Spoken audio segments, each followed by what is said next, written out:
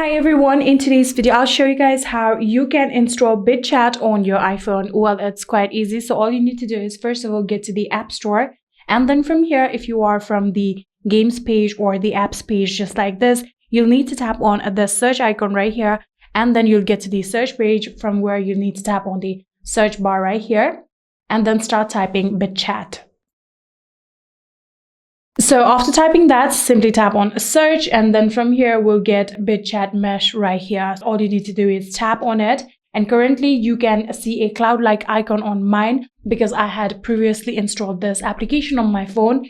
But if you had not yet installed this application, you'll get a get button. All you need to do is tap on it, and after tapping on it, the verification will be required. So either you need to type down the password of your Apple ID, or you'll need to verify from your Touch ID or your Face ID. So if you had previously installed this, you wouldn't need any kind of verification. So all you can do is tap on this cloud-like icon, and now the installation process has begun.